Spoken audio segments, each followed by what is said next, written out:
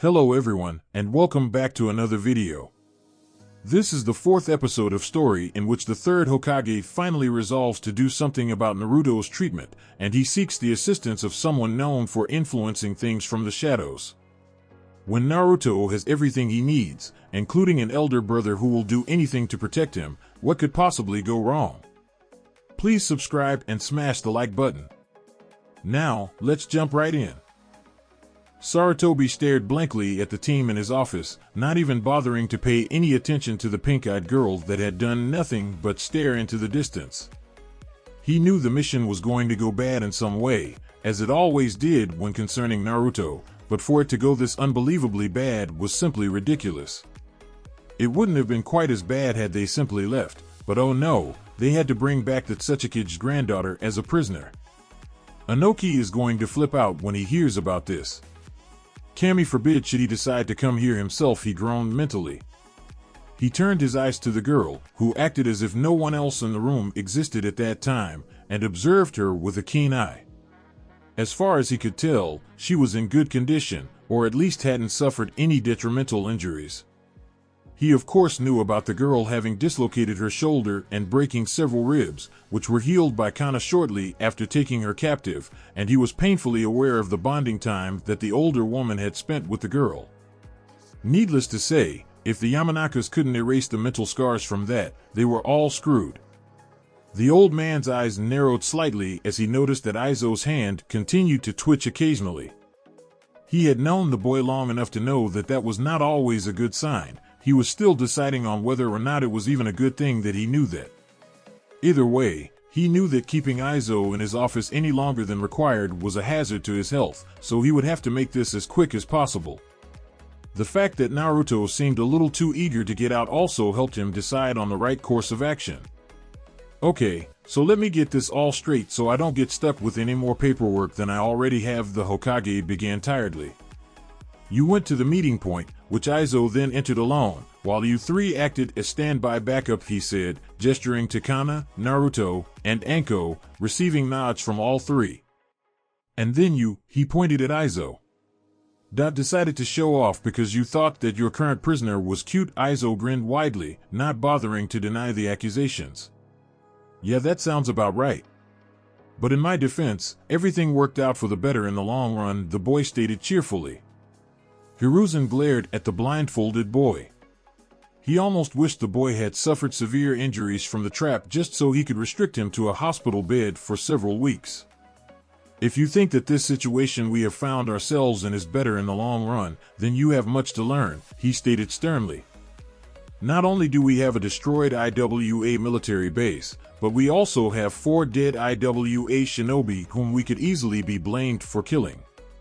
I know that only one of them was actually killed by you, Aizo, but as far as IWA is concerned, so were the others, the aged man let out an irritated sigh. As if that weren't already bad enough, you went ahead and captured the granddaughter of the Tsuchikige. I'm going to overlook the treatment that she received while in your care since none of you were actually trying to cause the girl any discomfort or harm, I hope, he said, eyeing Kana and Anko suspiciously.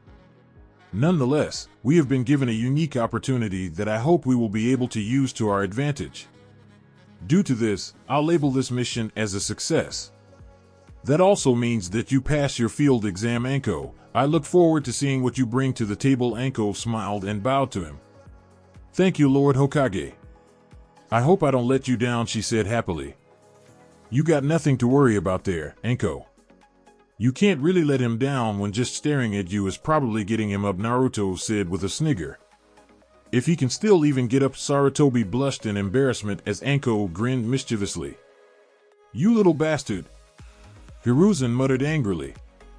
At that moment, the Hokage swore that Naruto would be stuck catching Torah every time that the blonde was available to do so. So, Lord Hokage, am I supposed to salute you, or have you already saluted me?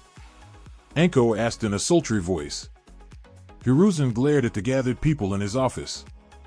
All of them were struggling to suppress their laughter, including Kuratsuchi, since even she had a sense of humor buried deep down inside her. Somewhere.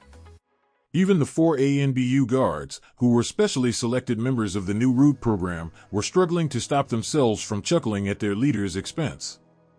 Oddly enough, Aizo was the first to calm himself down, if only barely. The boy still maintained a disturbing grin on his face and twitched every now and then.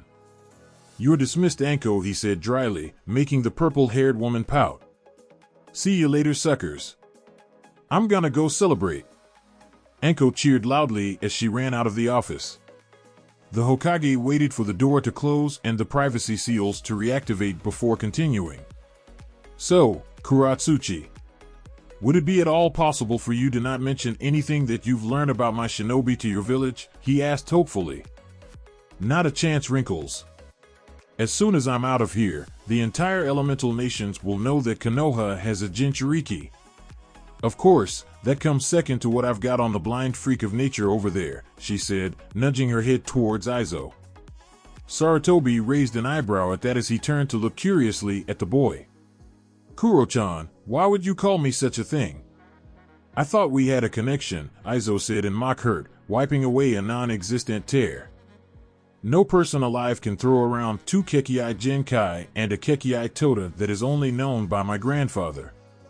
As soon as anyone in IWA hears about you using the Jinton, you'll have a whole village coming for your head for stealing village secrets," she stated firmly. "Yes, about that," the Hokage began sternly. "I cannot let any of the other villages know about either of the boy's abilities just yet. Now, I could hold you here in Konoha until such a time that that information is no longer relevant or of concern to me, or I could have one of the Yamanaka clan wipe your memory of the last few days and implant something more pleasant," he said calmly. Kuratsuchi glared at the old man. "You expect me to choose between imprisonment or letting myself get mind-fucked by some random guy who could do anything while in my head? I am not going to let you pry information out of me so easily," she growled angrily. Hiruzen sighed. "There is another option. Keep in mind, however, that I would rather you choose one of the aforementioned, as this one is a bit extreme," he said bluntly. "Aizo here just so happens to be a very skilled seal master of sorts.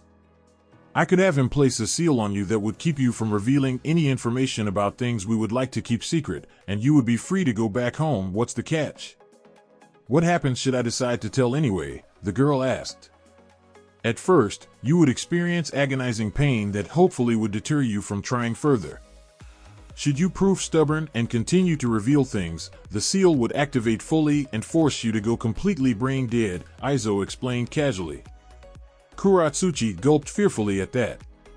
She expected the seal to be severe, probably to the point that it would kill her, but to cause pain and make her brain dead, that was a bit too far. Death was acceptable, becoming a vegetable was not.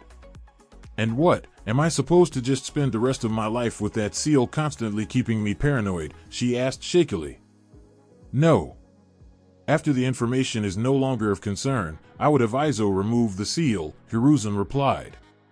The girl frowned as she thought over her options.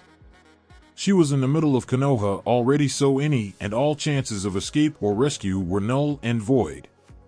She knew that if she didn't make the decision herself, it would be made for her, and more than likely the Yamanaka option would be chosen.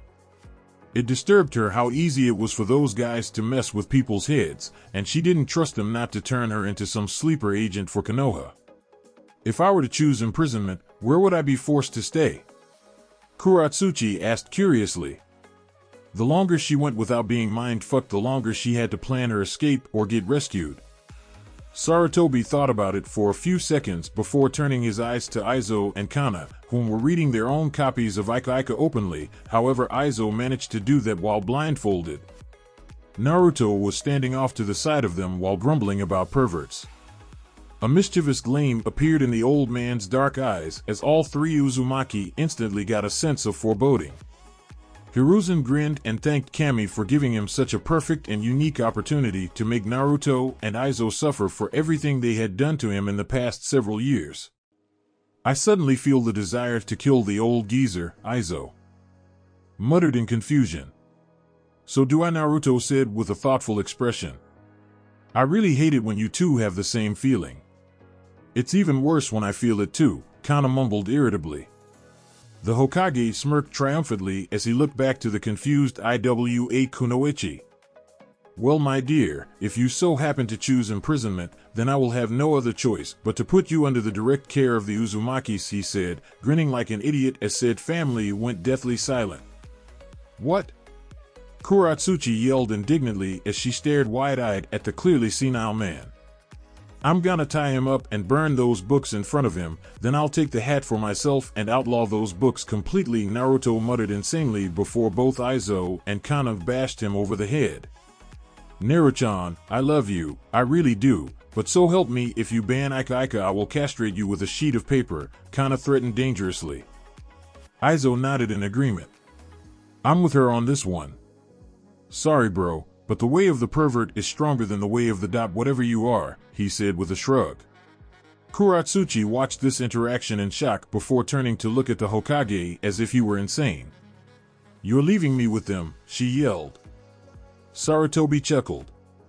Yes, I am. If you choose imprisonment, you will spend your time with the Uzumakis, with a seal to confine you to their compound, of course.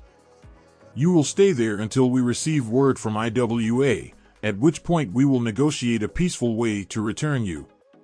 However, you will still need to choose one of the other options before we let you leave this village. Think of this as time to think things over carefully, he explained calmly. Do we get a say in this? Aizo asked curiously. Hiruzen glared at the boy. No, you most certainly do not, he replied sternly. What is wrong with you people? I thought the stories of Konoha were exaggerated, but you're all even more insane than I could have imagined, the pink-eyed girl exclaimed. We strive to shatter all expectation made of us, Naruto said proudly. We strive to bring all legends and myths to fruition, Aizo added just as proudly. And above all, we strive to praise the log and spread its divine glory across all of the elemental nations. Kana finished as all three of them, as well as the Hokage, all put their hands together in prayer. Amen, they all said in unison. Kuratsuchi deadpanned at the other occupants of the room. She was really starting to consider taking the seal just so she could kill herself. It would definitely be less painful than this. The Yamanaka mindfuck was also looking much friendlier than this, even if it put some of her more private memories and thoughts at risk. It had to be better than watching a bunch of idiots praise a log of all things. What kind of insane morons praise an inanimate object, she mumbled mentally. Out of nowhere, a log simply appeared and fell down suddenly on top of the black-haired girl, knocking her to the ground and shocking everyone else in the room. Heathen! Aizo yelled, pointing accusingly at the girl. Sarutobi coughed loudly to get everyone's attention. Now that the theatrics are done with, we need to get this meeting over and done with. Kuratsuchi, you will be placed under the Uzumaki's care effective immediately. Kana, would you please take our young guest to your family residence and keep an eye on her for now? I still have something to talk to the boys about, he said, getting a nod from the woman. Kuratsuchi snorted at being called a guest. She was a prisoner, plain and simple. Trying to cover it up, or worse, glorify it, was insulting to her as a kunoichi. Nonetheless, she didn't argue or struggle when Kana walked over and placed a hand on her shoulder. The boys and the Hokage watched as Kana and Kuratsuchi disappeared in a leaf shunshin. Hiruzen sighed as he threw a small scroll to Aizo, who caught it and quickly unsealed its contents, showing it to be a new mask identical to his old one. Ah, the famed ANBU mask. Quite possibly the most useless identity-concealing method known to the shinobi world. Oh, how I've missed you, the blindfolded boy said softly as he cradled the porcelain construct. So what did you want to talk about, old man? Naruto asked casually, taking off his fox mask for the time being. The Hokage frowned slightly. The council, or more accurately, my old teammates, have been getting a bit more nosy. Due to them I have had to move one of our plans ahead of schedule, he replied seriously. Which one?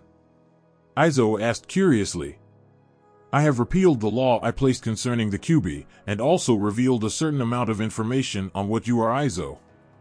As it stands, most of the village is probably aware by now as to who and what the both of you are.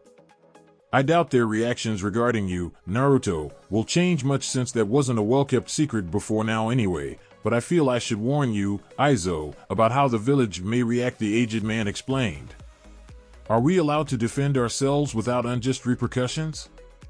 Naruto asked emotionlessly. Hiruzen smirked slightly. You are official shinobi of Konoha, boys, even if only genin. Attacking any ranking shinobi is a crime of which the punishment is decided by the victim.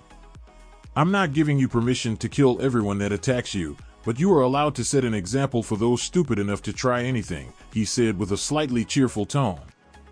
Well then, there's nothing to worry about. So long as I can defend myself, I should be fine. Not to mention the fact that most of Fall would go on a rampage if one of its leaders were to suddenly get killed, Aizo said casually. Yes, speaking of which. You two are on lockdown from Root or Fall missions. Kana will take charge in your stead while you two cement your identity as genin. Sooner or later, the council will start asking stupid questions about the two of you, so it would be best if you had some more connections with the younger generation. It would amaze you how much children can influence their parents when it comes to things like this, Sarutobi said with a grin. Yeah, as long as they don't all hate us for being what we are already. It wouldn't surprise me if their parents have already started the speech about the evil Kyuubi child, Naruto said with a humorless chuckle. Shut up. At least what they call you sounds kinda cool. What do you think they'll call me? Aizo asked in slight panic. Who knows? Anko already has Snake Core taken, so we'll just have to wait and see what you get stuck with, the blonde said with a mischievous smirk. It wouldn't hurt if I started offering up certain titles while disguised as a civilian. I just have to make sure that Aizo doesn't find out, he thought with a mental snigger. Aizo groaned as he put his mask on. He had to remain completely hidden while the team made it back to the Hokage Tower, which wasn't as hard as it was irritating. With his mask back, he could safely walk around Konoha without being recognized. It was laughable how blind and unobservant people must have been to let a simple mask stop them from identifying someone. The hair was always a dead giveaway in regards to most, and their scent and movements were also easy to make connections with. Come on, Naruto. I have a seal to put on Kuro-chan, and you have some ramen to eat, Aizo drawled lazily before disappearing in his own purple leaf shunshin. Naruto was about to follow suit before the Hokage signaled for him to wait. Did you want something, old man? He asked curiously. Aizo's episode, IT hasn't completely worn off yet, has it? Sarutobi asked seriously. The blonde frowned. No, he still has some chakra to burn off, but not anywhere near enough to elicit another full episode. He'll continue to act a little bit more eccentric for a few days or so, but he'll be back to normal soon, he replied. Just keep an eye on him, okay? His condition is eating at him more and more these days, and I have little doubt that he could snap and lose himself should he feel that you are threatened, Hiruzen said sadly. Cheer up, old man. This is Aizo we're talking about. He would fight the Shinigami with a potato and still find some way to come out of it alive. Surviving is his strong suit after all, Naruto said with a grin before disappearing in a shunshin. Sarutobi frowned. Him surviving is what I'm worried about, he mumbled to himself as he went back to his paperwork. What? Kuratsuchi screamed in rage. Aizo winced at the volume and clutched his hands over his ears as he waited for when he knew for certain that it was safe.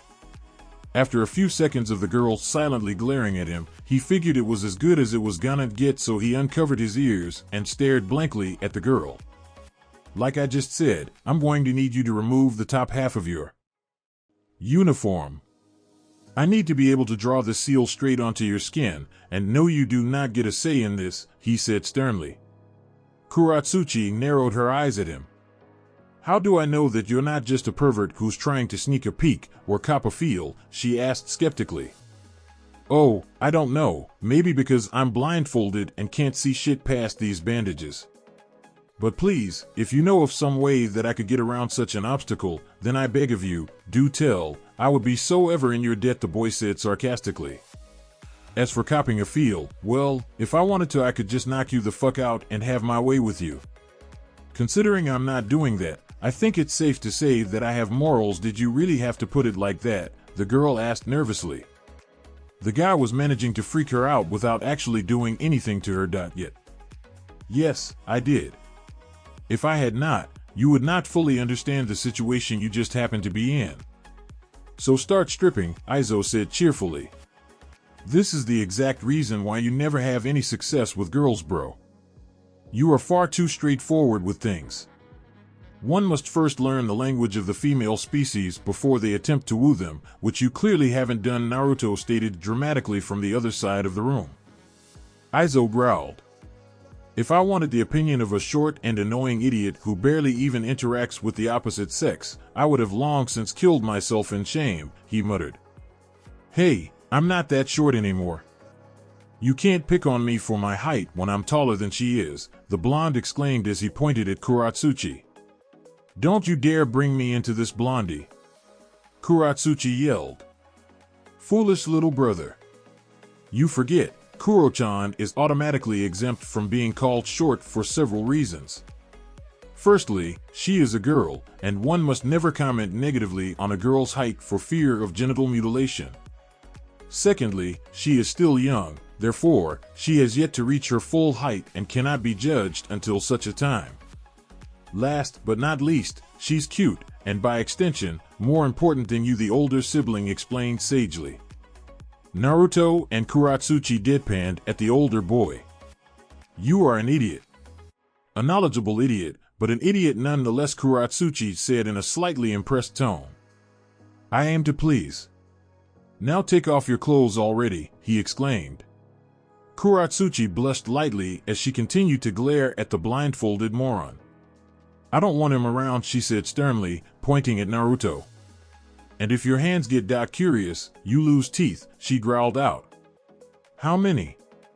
Aizo asked curiously. Despite the laws of nature, the girl's eyes began to glow dangerously in fury. More than you can afford to lose, she said through gritted teeth. Aizo nodded in understanding. Fair enough, I'll make a note of that somewhere. For now though, let's go to the room you'll be staying in while you're with us.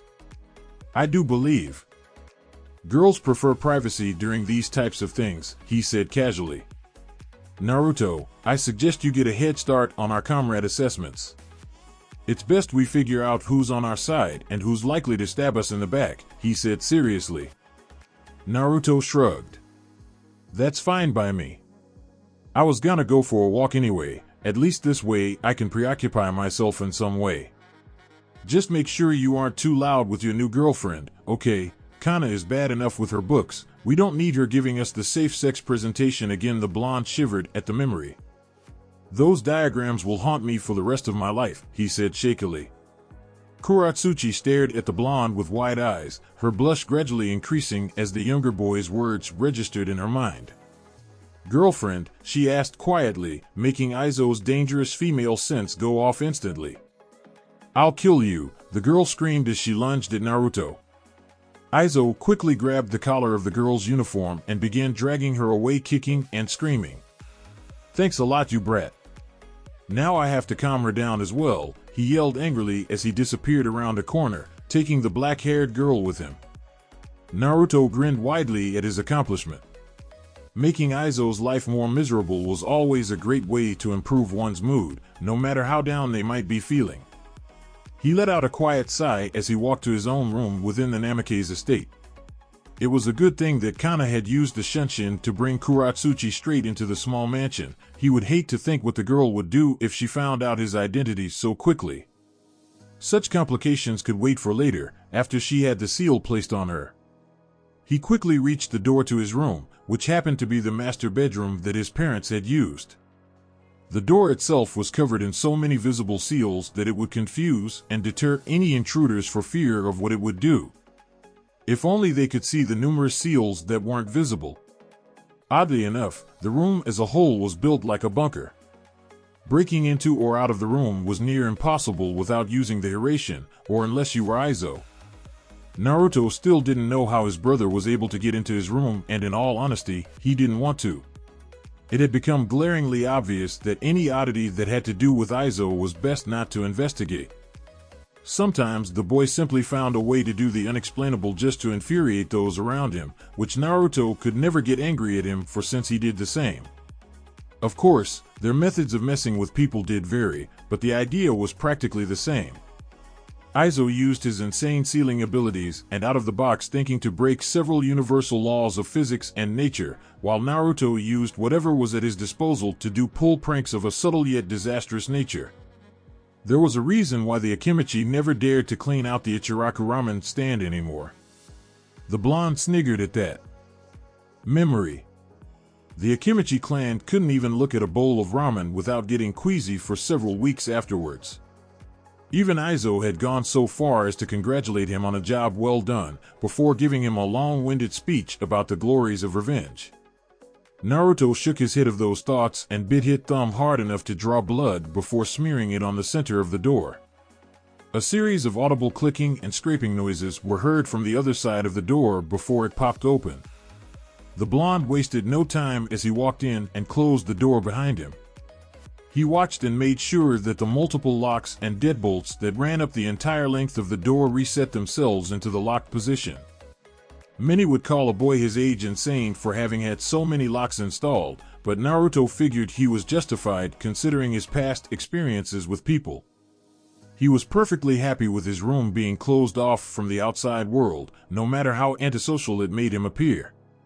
Compared to Aizo, who had all but taken complete control of the basement, his room really wasn't all that bad. At least he didn't turn his living quarter into some weird workstation/science lab. He much preferred having an actual place to sleep and relax. Naruto carelessly removed his ANBU mask and tossed it onto the large bed, taking a short moment to stare almost longingly at the small picture of his parents on the bedside table. He sighed as he started to remove his ANBU outfit, gradually making his way to the walk-in wardrobe. It was somewhat amazing how large his bedroom was, being almost as large as his old apartment, and in much, much better condition. The room itself was large and open, with a good-sized bathroom connected to it. There was also a sizable study room filled with many of his father's notes on seals and jutsu. The walk-in wardrobe was a given, along with, oddly enough, a separate ceiling compartment above the room that was also heavily protected by seals. Although he was slightly irritated by the yandame's choices regarding him, he did have a begrudging respect for his old man. The man certainly knew what he was doing when it came to security, even if it was extreme and fueled by insane levels of paranoia. Naruto figured that the Hokage wouldn't be sending him and Aizo on a mission for at least a day or two considering the events of their previous mission, so he opted for some casual attire to roam the village. Hopefully the civilians wouldn't be so open about their hatred if he appeared less threatening, not that a 13-year-old blonde kid with bright blue eyes was very threatening in the first place. In the end, he opted for a simple dark orange shirt and black baggy pants, making sure to tie his forehead protector around his head as a precaution. He calmly walked out of his room, once again making sure that all of the locks and seals reset themselves before sauntering back downstairs and towards the front door. He could use the Hiruzen to jump to the village, but he found that that particular jutsu got extremely boring very quickly. How his father could use it so much was beyond him. Naruto would have a mental breakdown just from being so repetitive before he actually used up enough of his chakra to be considered anywhere near drained. As the blonde made it to the front door, he was privileged to the loud roar of fury courtesy of Kuratsuchi and the high-pitched scream of a terrified Aizo. Naruto gained a worried expression as he considered the possibility of his brother actually being killed by the Iwa Kunoichi. If anything, it would be a blessing, in one way or another. He shrugged and exited his mansion, leaving his much-beloved brother to the horrors that he had brought upon himself. If he was really lucky, the girl would make Aizo use enough chakra to burn off the excess he had running through his system. Kami forbid the blindfolded boy asked for a spar. Naruto shivered as he remembered the last friendly spar between the boys. Aizo was a monster with his sword, when he was pushed to use it, that is. A loud scream of agony echoed through the halls, making Naruto leave with a little bit more haste to his step. He really needed a quiet day out. Danzo sat calmly in his underground office of Root headquarters. He pondered over the events of the past several years, what had happened, how things had improved, whether or not it was worth it in the long run. So far, things had been going better than he could have imagined. With Sarutobi helping him keep Root hidden from the public and increase funding, the Foundation had improved by leaps and bounds. The new training programs, along with the candidate system, allowed Root to expand exponentially and gave way to the formation of the branches. Root itself was still maintaining its above-average efficiency compared to the standard ANBU forces, but with the addition of STEM, the casualty rate had dropped to near non-existent. The idea of a medic-specialized program was ingenious, and he owed it to Sarutobi for managing to gather up the remainders of Tsunade's medical notes. It would have been a dream come true if Tsunade herself were to return and start offering her own expertise in the field, but neither he nor Hiruzen were foolish enough to attempt anything in regards to forcing her to do it. Blackmailing a woman of her reputation was ill-advised to anyone who couldn't survive having their male parts crushed into mush. He could always get Naruto to try it. The boy's healing ability would probably allow him to survive, become mentally scarred, but stay alive nonetheless. Aizo was also a possibility since that boy seemed to be able to survive anything thrown at him, by some miracle or another.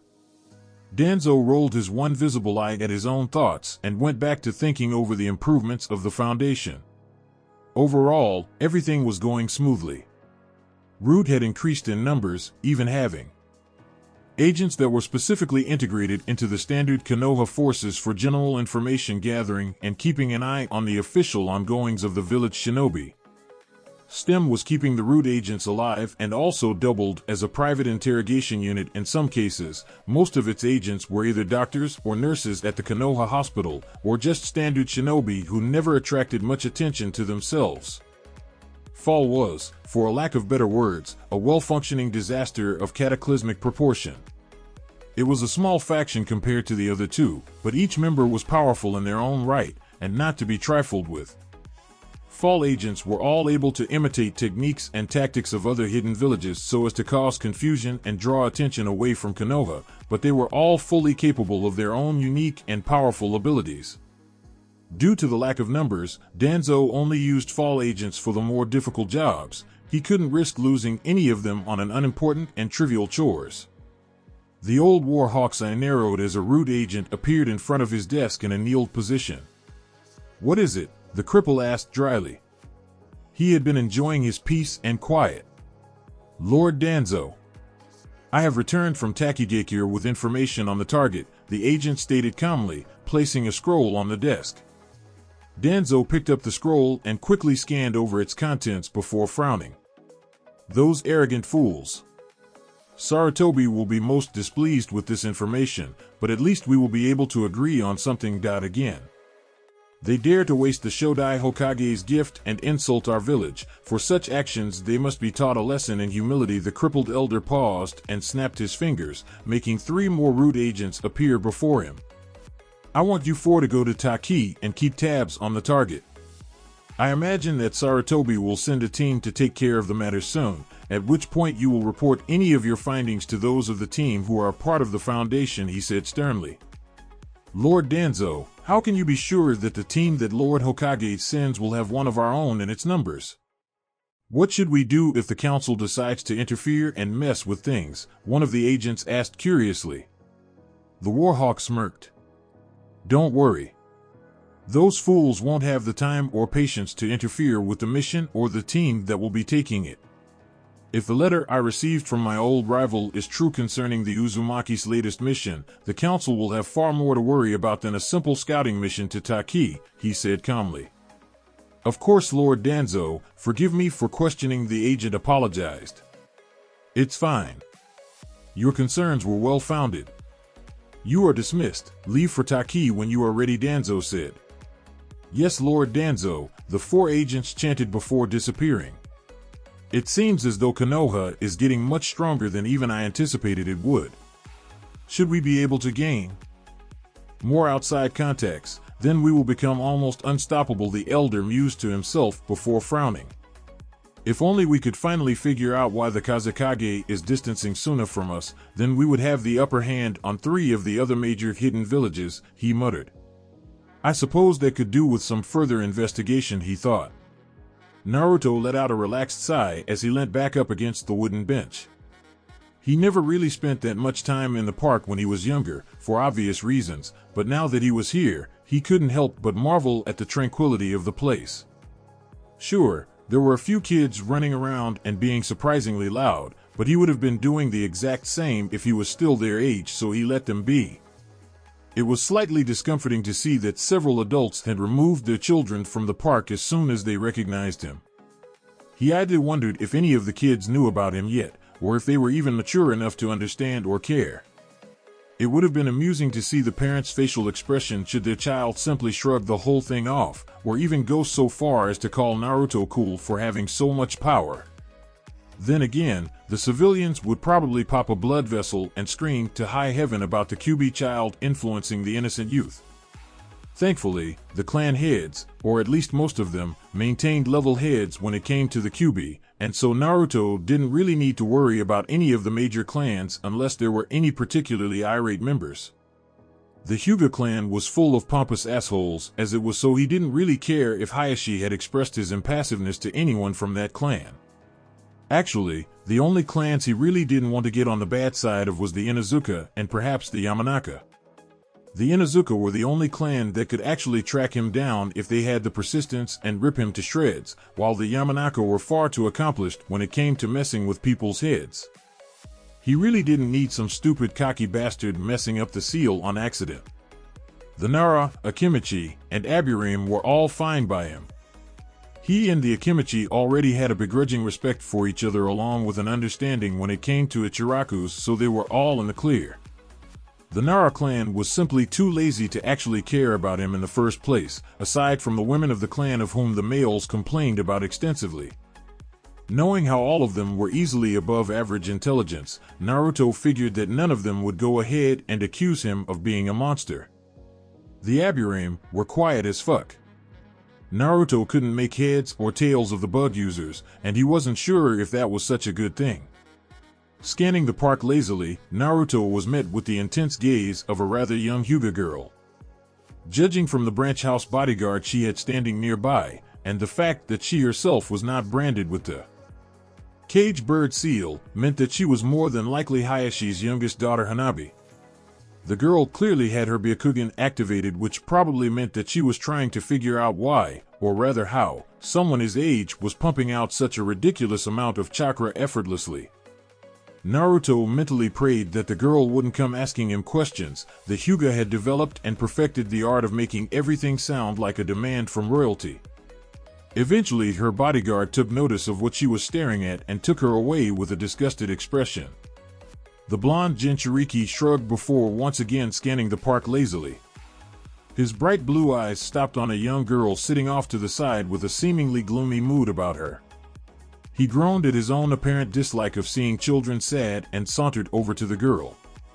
Whoever the girl was, she seemed to be extremely focused on a small group of Inuzuka kids playing with their dogs, which didn't surprise Naruto since the girl also had the red fang-like markings on her cheeks. She looked like most Inuzuka girls tend to do, except for that one vet girl who somehow didn't get taken over by the clan's feral nature. She had just above shoulder-length brown hair that was even spikier and uncontrollable than his own was after being hit by lightning, a true accomplishment if he did say so himself. Her attire consisted of a pair of simple dark blue shorts and a plain white t-shirt. Overall, she didn't stand out in the slightest when it came to the rest of the Inuzuka. Without a sound, or any other indication, he sat himself down next to the girl, leaning up against the tree she was sitting against. The girl simply stared at him in a combination of confusion and irritation. Confusion, because what kind of person would choose to sit next to her and not on one of the park benches, and irritation because she hadn't even noticed his existence until he was right next to her. As an Inuzuka, she should have been able to smell him from a very good distance away, not let him sneak up on her like he had.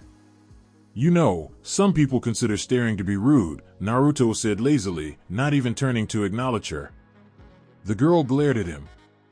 You reek of foxes, she muttered.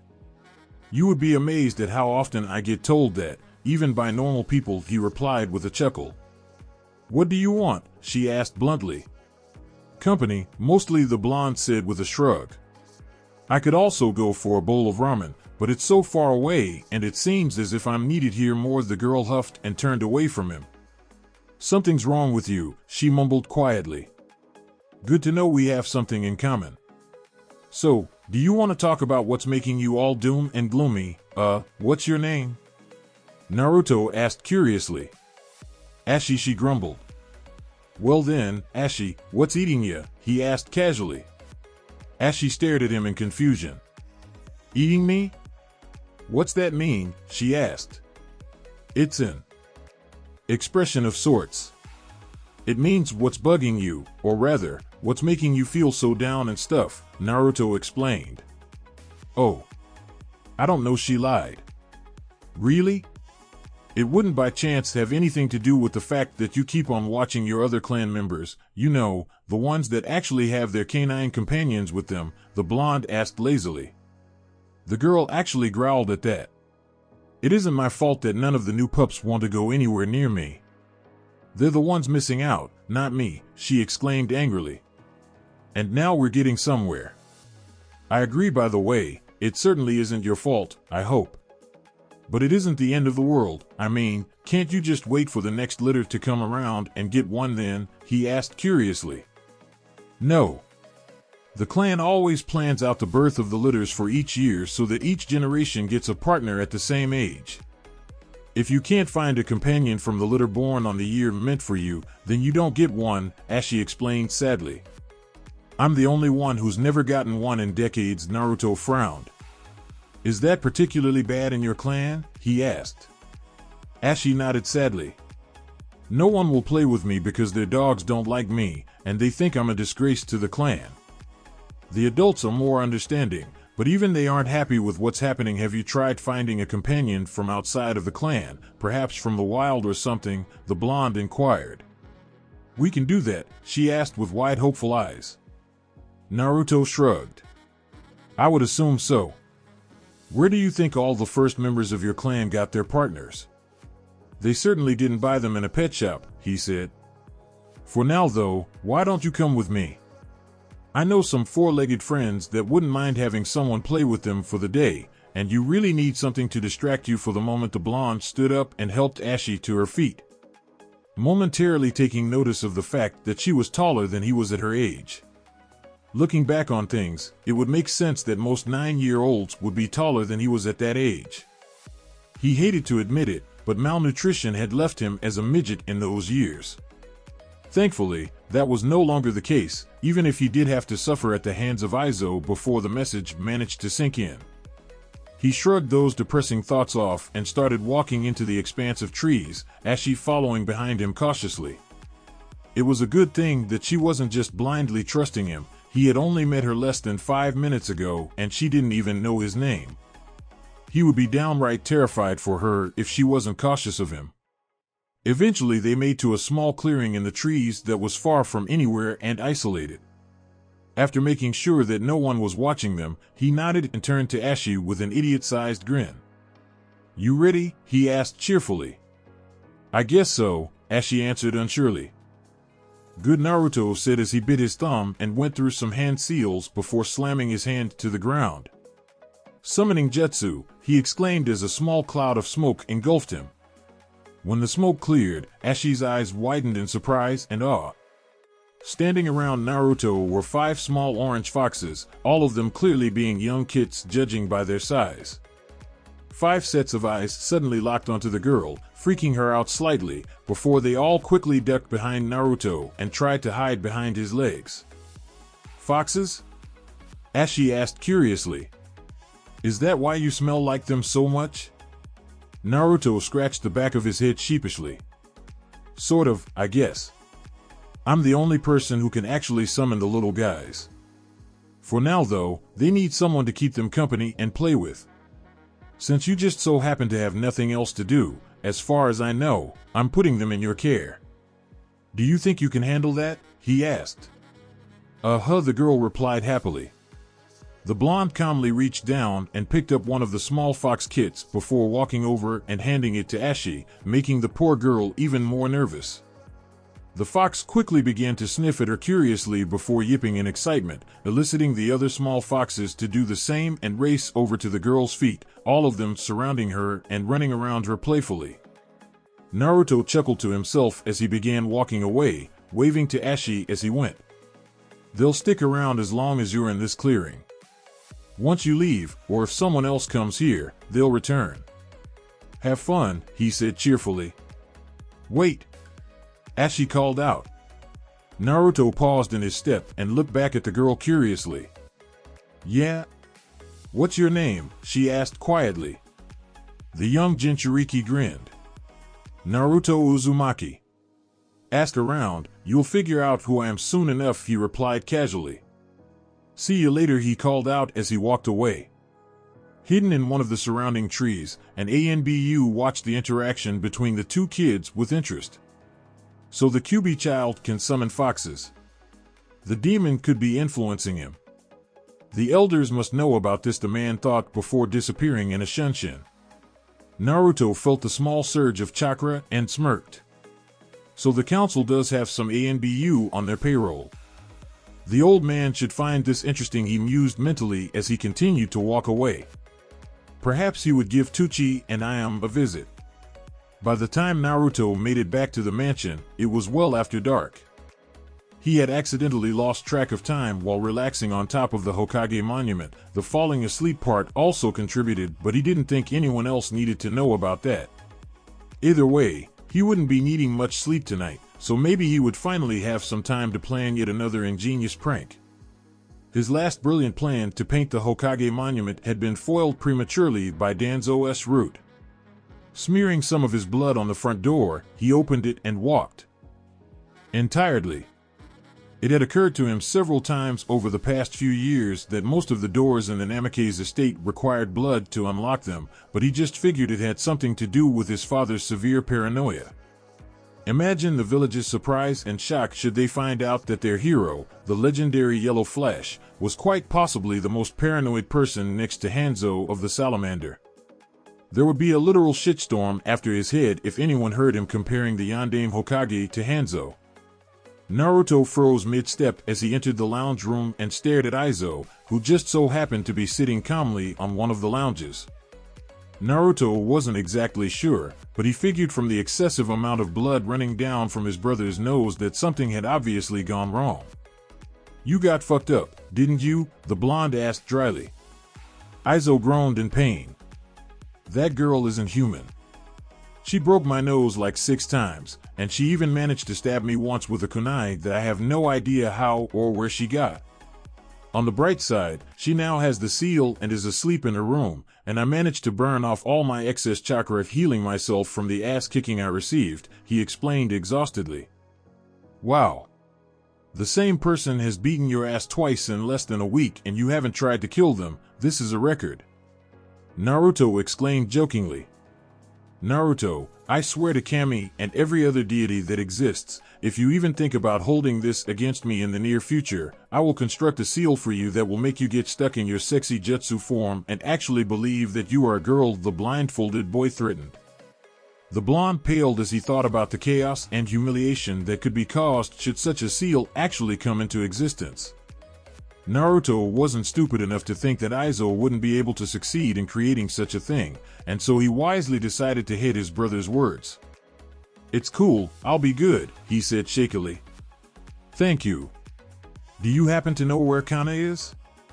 I don't think Kuro-chan wants to have anything to do with me after everything, and I kind of figured that Kana would be the best one to keep an eye on her, the older boy inquired. Naruto shrugged.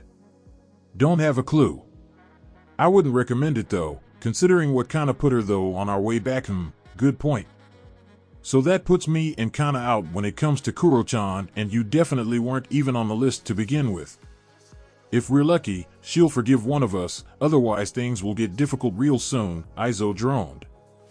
How long do you think until IWA responds? I'd give it a week or two, a month tops. Inoki won't leave his granddaughter to suffer here for very long, even if he has to go to war to get her back. The only thing I could see going bad would be the IWA Council causing issues with our requests or trying something stupid. They were the ones who were demanding my capture after all. Naruto said thoughtfully. Why is it that every single village council feels the need to cause problems? Except for Kirigakure, of course, since that place was being run by an insane and bloodthirsty Jinchuriki until just recently. I doubt that the new council there will dare to cause problems for the new Mizukage though. That woman is just as, if not more scary than a Bijou, the blindfolded boy said, shuddering at the thoughts of the new Mizukage. Naruto grinned. You're still terrified from the last time we met her, aren't you? He asked smugly. Aizo glared at his little brother. I will end you, you little bastard. You could never understand the horrors that woman put me through, he growled angrily. Oh, calm down, it's not as if she raped you, the blonde said dismissively, before noticing Aizo going extremely pale. Wait, did she? He asked. No, but now I have even more to fear for the next time I meet her. I can't trust that woman to not do something like that, considering what she did to me last time, the older boy said shakily. What did she even do? All I know is that she practically kidnapped you from your room while you were recovering and returned you during your apparent mental breakdown. What the hell could a woman possibly do to get that kind of reaction from you? Naruto asked in frustration. You underestimate the true potential of the female species. There is a damn reason why the hidden villages try not to seal Bijou into women, a damn good fucking reason, Aizo muttered frantically. Naruto deadpanned at the older boy. Yeah, sure. I'm gonna go to my room now, try not to kill yourself, and check on our guest before you lock yourself away in the basement. I don't need her waking up in a panic and wrecking anything in my house, he said lazily. Our house? Me and Kana live here too, you know. Aizo corrected angrily. Yes, our house. Just do what I said, the Jinchuriki drawled. Aizo watched as Naruto left up the stairs. He waited until he heard the younger boy's door relock itself before getting up and walking to the bathroom. He needed to clean the blood off his face and clothes, probably have a shower too. He really hoped that Kuratsuchi wouldn't wake up and try anything stupid. The girl would flip out if they isolated her to her room. Oh well, things would work out, maybe. Naruto and Aizo waited patiently for Kakashi to arrive at the bridge that their team was supposed to meet at. Why they were meeting at a bridge was beyond either of them, but one thing was for sure, Kakashi was going to regret making them wait this long. It wasn't so much the waiting either, but the concept of such a high-ranking ninja being late, that was the real issue. Aizo for one did quite enjoy the peace and quiet, while Naruto was just thankful to finally begin doing something in terms of getting closer to the Chunin exams. There were but two minor issues that were irritating the Uzumaki brothers more than even. Kakashi's tardiness, and their names were Sasuke Uchiha and Sakura Haruno.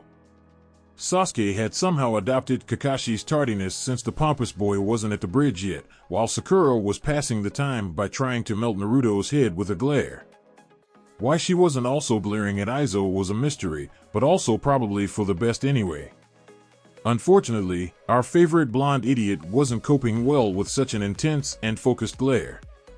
Having spent so many years working en route had made him accustomed to the shadows, where no one could find him and no one could glare at him. He was actually hoping, foolishly mind you, that the glares would not reappear once he returned to the public eye. Oh, how wrong he was. If the glare from just one weak little girl was irritating him this much, then what would the glares of an entire mob do to him? Aizo, she's still glaring at me, Naruto mumbled quietly. Aizo sighed. Just ignore her, Naruto.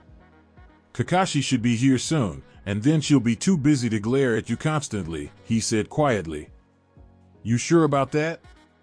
She looks pretty damn determined to set me on fire, the blonde said worriedly. He knew he could beat Sakura if she tried anything, but girls were known for being unexpectedly dangerous.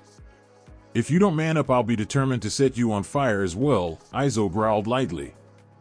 Naruto pouted childishly. Aren't big brothers supposed to look after their little brothers? He grumbled. No, you're thinking of girls with older brothers. Unless you plan to use that famed sexy jutsu of yours, you are on your own, the blindfolded boy replied casually. So Sakura began, bringing the two boys back to reality. "You have the Kyuubi sealed inside you, huh?" she asked irritably. Naruto rolled his eyes at the girl. "I suppose you're going to start preaching about me being corrupted and that I'm a danger to the village, right?" he asked in a bored tone. Sakura shook her head. "No, I'm not an idiot. I know how a seal works, and I've heard about Jinchuriki before. I just don't understand why the Yondaime sealed such power into you when it would have made more sense to seal it into someone better, like Sasuke-kun," she stated coldly. Naruto stared at the girl with wide eyes. "You getting all this?" he asked Aizo in amazement. "Yep. It's a real shocker to me too, bro," Aizo replied in shock. "What are you two muttering about?" the pink-haired girl asked harshly. "Oh, nothing really. We're simply amazed by the fact that you don't hate me for the fox, rather you hate the fact that I have the thing in the first place. It's just surprising is all," the Jinchuriki said casually. Sakura snorted. "It doesn't matter anyway. It's not as if you're able to control any of that power, so you still couldn't hope to match Sasuke-kun," the girl said before turning away from the boys. "What is wrong with teenage girls?" Aizo asked curiously. Naruto raised an eyebrow at that question. "Did you have a rough morning with our guest?" the blonde asked. Aizo nodded. "Yep. And here I thought girls liked breakfast in bed. I'll never try that one again, far too dangerous," he said with a shudder. "She tried to kill you with a fork, didn't she?" Naruto asked in amusement. "Worse, a spoon. The bad part of it all was that she actually managed to drive the thing through the door when I closed on her. If only there was some way to collect and store the seemingly unmatched power of an angry female and create a seal that utilizes its abilities," Aizo mumbled thoughtfully. "You tried that one already, kinda almost killed you for it, remember?" Naruto said lazily. "A mere hiccup on the path to a scientific breakthrough," the older boy said dismissively. "You know I can still hear you both, right?" Sakura asked in annoyance. "Oh, we know, we simply don't care. Since we're going to be teammates, I suggest you get used to it. Me and Aizo don't work all too well with others, so we like to talk amongst each other for the sake of intelligent conversation," the blonde said with a shrug, ignoring the girl's even more intense glare. "Uchiha inbound," Aizo muttered. Not a minute later, Sasuke calmly walked onto the bridge, ignoring Aizo in favor of staring intently at Naruto, almost as if he wanted something. On the plus side, the Uchiha wasn't glaring at him like many others had been, but on the downside, Naruto was sensing a ridiculous amount of desire coming from Sasuke. Considering that the boy was staring at him so intently, such feelings could be misinterpreted. Thank Kami he knew that the raven-haired boy actually just wanted the Kyuubi, or rather, its power, otherwise he would have had a heart attack. He had been told about the horrors of fangirls many times from multiple sources, and although fangirls could be dealt with, fanboys were a completely different ballgame, pun not intended. Whereas fangirls had numbers and sheer persistence, fanboys had the strength, speed, and determination to become a literal nightmare for their target. Naruto did not need Sasuke as his fanboy. Sakura, being a fangirl, was instantly within Sasuke's bubble of personal space, ogling him and asking for a date. Such a sight would have sickened Naruto had he not seen far worse, and Aizo was thanking Kami that he was blindfolded.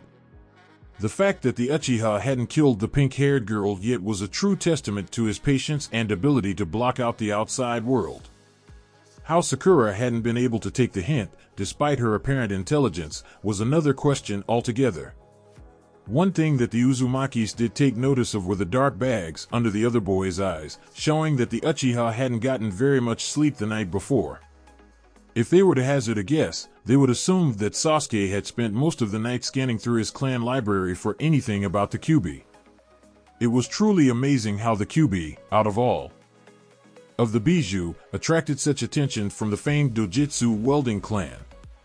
Not that it would help him, of course. As expected, Sasuke continued to ignore Sakura and glare at Naruto in unconcealed jealousy, sparring a few curious glances at Aizo while he was at it. Said blindfolded boy was finding it rather disheartened by the lack of attention he was getting. By all logical reasoning, he should be the more shocking out of the new revelations released to the public. As far as he was concerned, Naruto being the QB container was old news to all but a select few. Him being a previous test experiment of a notorious traitor should have warranted some concern among the civilians.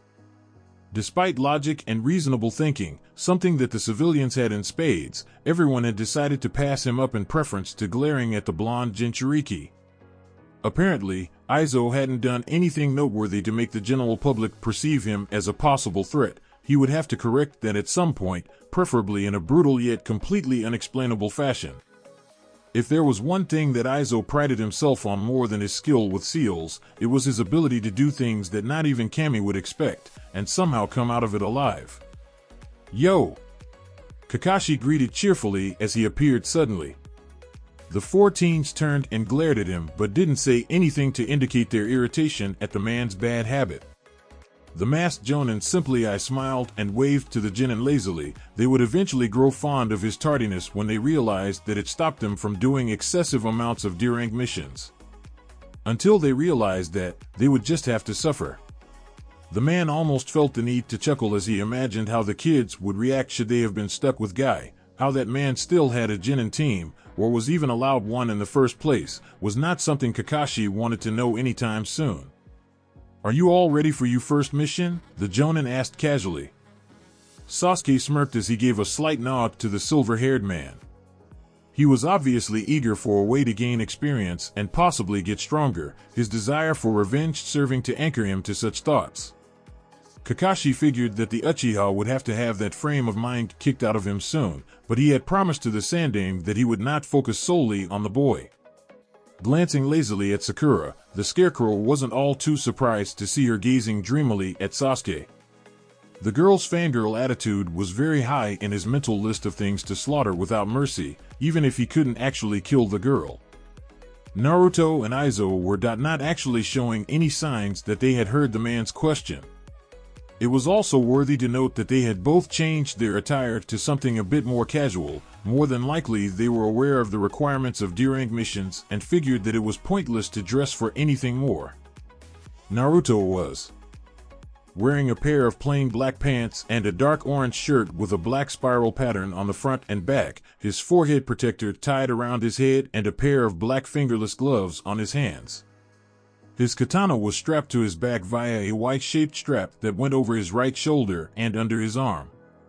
Aizo had also foregone his coat, leaving him in his dark gray pants and dark purple shirt with two black horizontal stripes. He still had his eyes covered by dark green bandages, along with the long black scarf wrapped loosely around his neck, but now his arms and hands were completely covered in plain white bandages. A rather plain-looking chikudo, with an oddly long hilt, was hanging from his waist by what appeared to be small belts jerry-rigged for that exact purpose. His long crimson sash with the Konoha forehead protector plate attached to it was tied loosely around his waist. Kakashi hadn't actually seen the sword that the boy was carrying with him, making him wonder what had happened to the two short swords that the boy had used against him in the bell test. Overall, the boys both seemed extremely carefree and unenthusiastic about the tasks to come, not that he could blame them. The sole purpose of D-rank missions, aside from earning the village some extra money, was to weed out the weak-willed genin who were only in it for the glory. Most of those kinds dropped out of the whole thing once they realized the boring reality of things. It was incredibly unfortunate that with the new and improved academy curriculum, many girls were able to pass by while disregarding the skills that they actually needed to be acceptable kunoichi. The dullness of D-rank missions was often completely missed by them, and by the time a real life or death situation presented itself, it was already far too late. That was why Kakashi was going to use the D-rank missions as a chance to focus on Sakura. While the boys were busy refining their teamwork, he would be busy beating the pinkette out of her fangirlish ways. If worst comes to worst, I'll simply drop her into more capable hands. I'm sure Kurenai will appreciate a new Victi training partner for her genjutsu. Sakura will forgive me someday, maybe the Cyclops thought to himself with a mental shrug. Alright then, I'll meet you four at the Hokage's office to pick up our first mission. "See ya," Kakashi said with a wave before disappearing in a shunshin. Naruto and Aizo quickly followed suit, leaving an irritated Sakura and an overly jealous Sasuke. The Uchiha grunted in annoyance before walking off towards the Hokage tower, his pink-haired fangirl following close behind. Sasuke narrowed his eyes in determination. He was going to find a way to use the Kyuubi's power. From all the research he had done in his clan's library, Sasuke had learnt one very important thing: the Kyuubi was the only surefire method of truly killing fangirls, and he desperately needed that power more than anything. Hiruzen couldn't help but grin sinisterly at the genin team that stood before him. He had been awaiting this very moment for so long that it had almost become a hopeless dream of his, always barely out of his reach. But now, it had finally arrived. The opportunity he had been waiting for, the chance to finally make Naruto and Aizo suffer for causing him so many headaches during the years of their training. Today was the day he finally got to give them a D-rank mission. "You have no idea how happy I am right now," the old man wept joyfully. Naruto twitched but didn't say anything, which thankfully only went noticed by Kakashi and Aizo, Sarutobi being too happy to notice much outside of his daydreaming. Aizo wasn't faring much better than his brother, having to actively hold himself back from trying to freeze the old geezer's head and smashing it into millions of pieces. Sasuke and Sakura were completely clueless to what was actually happening. As far as they were concerned, the Hokage was simply happy to finally have shinobi of their skill doing missions for the village. Oh, how stupidly innocent they were. Kakashi merely chuckled lightly, knowing full well what the Hokage had planned. "So, Lord Hokage, what mission will my cute little genin be doing today?" he asked in an amused tone. "Must not kill Cyclops. Must not kill Cyclops. Must not kill Cyclops," Naruto chanted through gritted teeth. "He did not just call me cute. He did not just call me cute. He did not just call me cute," Aizo muttered frantically. The Hokage smirked triumphantly. "I actually have a very special mission for Team 7 today, one handpicked by yours truly," he began, making note of the even smugger expressions on the non-related genins' faces. "Team 7, today you will be retrieving Torah, the cat of the fire daimyo's wife," he finished. Sasuke and Sakura face vaulted, Kakashi chuckled at the misfortune of his team, and the Uzumaki siblings deadpanned at the elderly man. The boys twitched every now and then but were otherwise unmoving, as they seemed to stare straight into the old Sarutobi's soul. "Kill him?" Naruto asked emotionlessly. Aizo nodded. "Kill him," he confirmed. Both boys quickly tried to lunge at the Hokage but were jerked back suddenly by Kakashi, who then proceeded to drag them out of the office with an eye smile. "Thanks for the mission, Lord Hokage," the silver-haired man said cheerfully. "You will pay for this, old man. Mark my words, you will pay," Naruto yelled from down the hall. Aizo decided to cackle madly as he was dragged away, not offering any actual vocal threats in the sense of the word, but still managing to get his message across nonetheless. Sarutobi had no doubt that he would regret his actions, but it was most definitely worth it. This must have been how Jiraiya felt after he was nearly beaten to death by Tsunade for spying on her in the bathhouse. His student may have been an idiot at times, but he definitely knew what was worth the pain in the end. Coming out of his slight daydream, Hiruzen noticed that Sasuke and Sakura were still in his office, both of them staring at him expectantly.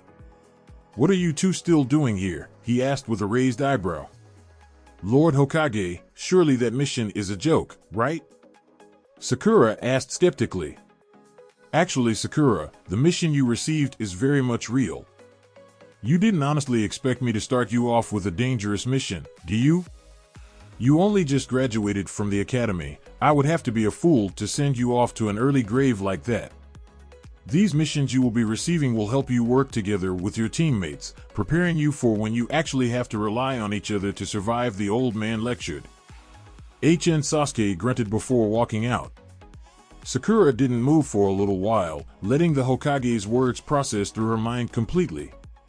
She didn't like the idea of possibly putting her life in the hands of either Naruto or Aizo. Sasuke, though, she would do almost anything to have him rescue her. Sakura could practically see it all now, Sasuke saving her in a heroic display of bravery, and her rewarding him for his efforts. Their relationship would only progress from there, and before long, they would be married. Sarutobi watched as the pink-haired girl's expression rapidly changed from unsure, to hopeful, to something akin to dreamy, and then to gleeful before she ran out of his office, probably chasing after the Uchiha. Hiruzen hated to admit it, but that girl was definitely going to die.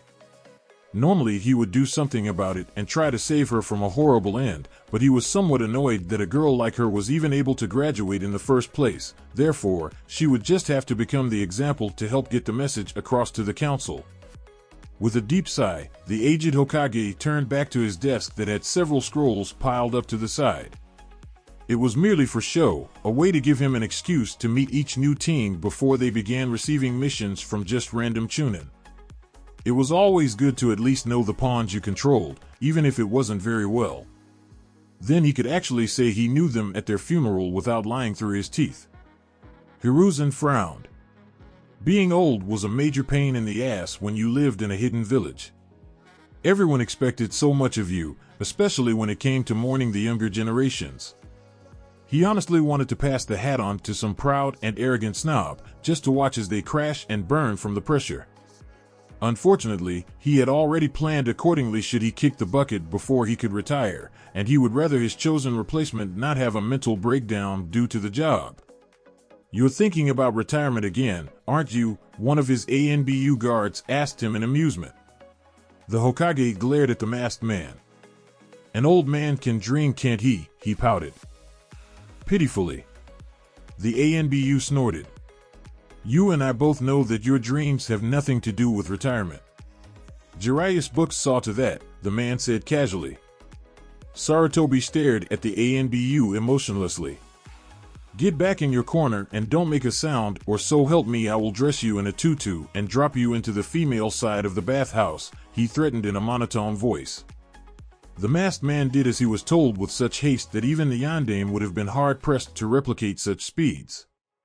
The elderly Hokage grinned victoriously. "It's good to be the king," he chuckled quietly, ignoring the sniggering from the other three ANBU in the room. Now he just had to hope that Naruto didn't kill Torah. He wasn't sure that he could deal with a distraught fat woman that just so happened to be married to the man in charge of the entire country. "Fox boy, in position." Target spotted and identified, a much too cheerful voice said over a headset.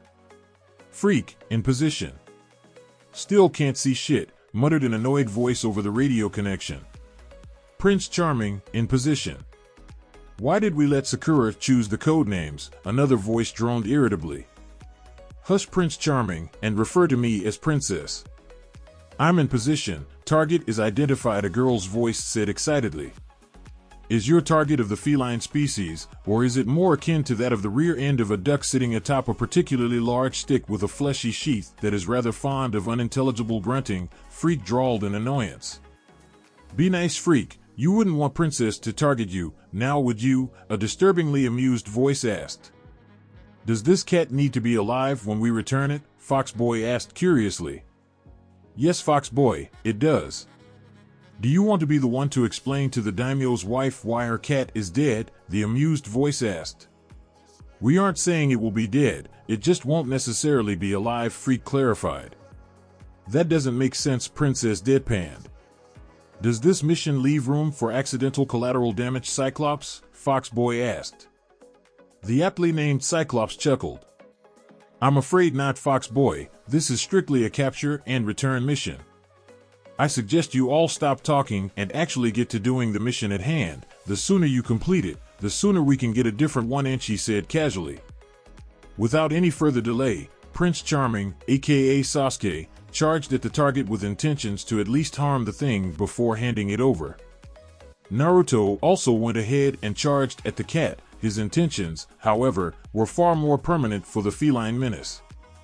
Sakura attempted to follow behind Sasuke, but her lack of any speed whatsoever meant she was quickly left in the dust by the raven-haired boy. Aizo, much to the observing Kakashi's surprise, had disappeared completely. Sasuke was the first to reach Torah, lunging at the cat in a futile attempt to catch the small animal with his bare hands. The demonic creature was quick to respond with its cat-like reflexes, jumping out of the Uchiha's reach at the last possible moment with the intention of running away. Luckily, Naruto had planned for such a thing to happen and had already positioned 2 clones, along with himself, in optimal points around the cat. It would need to know some sort of escaping jutsu to get out of this. Torah, by some divine miracle or another, decided that now, of all times, was the time to suddenly showcase its ability to use low-level jutsu, as it actually managed to replace itself with a log. Naruto and Sasuke gaped at what had occurred before them before turning to stare wide-eyed at Torah, which was sitting a short distance away with a smug aura oozing from it. Somehow, that cat knew the replacement jutsu, and they swore that somehow, they would rid the world of its evil.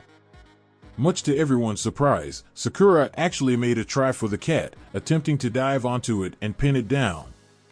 One more impossible replacement jutsu later found Sakura pinning down a royally shocked Sasuke, who simply stared at the pinkette with wide, fearful eyes. The girl squealed in glee as she wrapped her arms around the shocked boy's neck.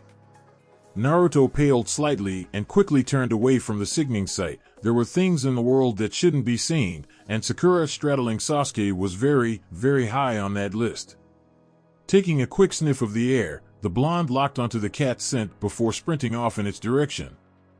Aizo had completely vanished, which could have meant several things at this point. Either he was going to get revenge on the old man, he simply wanted alone time, or he was planning to kill Torah. None of those possibilities really concerned Naruto too much, but he really didn't want to risk the fire daimyo's wife throwing a tantrum over a dead cat. The blonde skidded to a sudden stop as he entered the clearing that Torah was casually sitting in. The cat's eyes stared at him lazily, mocking him, daring him to make a move just so it could pull some miracle out of its ass and escape while humiliating him at the same time. Even within route, he had heard about the dreaded Torah missions, how the cat was a demon that rivaled even the Kyuubi in its ability to cause chaos. At the time, it had been funny to hear other shinobi complain about such a small animal, but now that he was here, he could understand completely.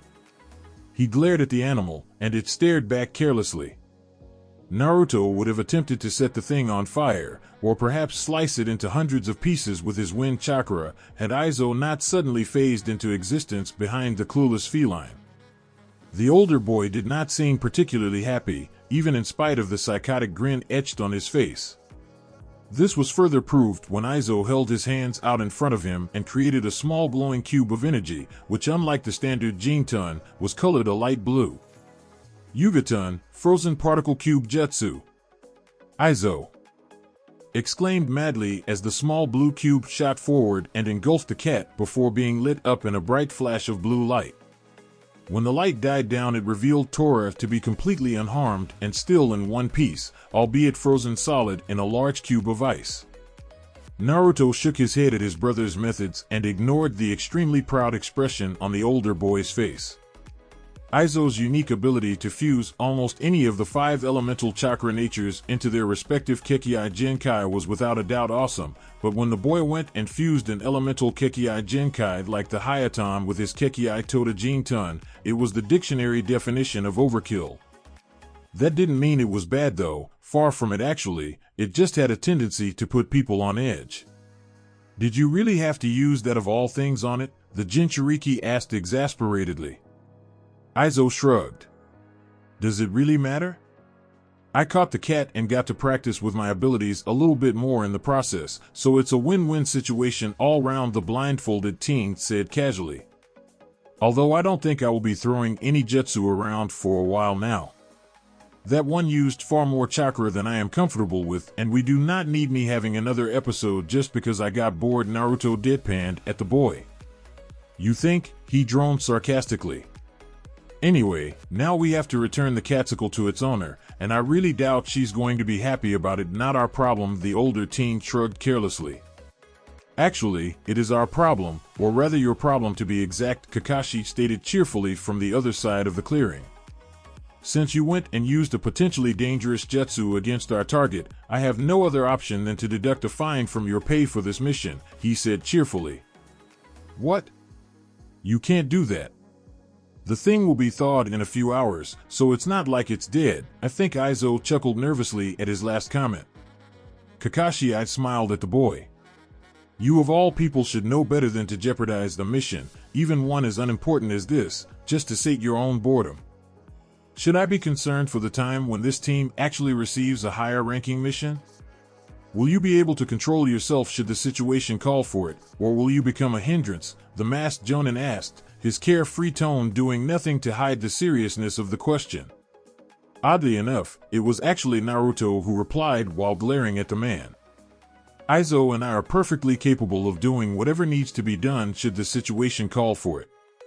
We might both have some issues when it comes to having complete control over our abilities, but we have worked in conjunction with the Hokage to make sure that there are several safety precautions set in place should worst come to worst, the blonde explained seriously. Aizo sighed at the blonde's attitude.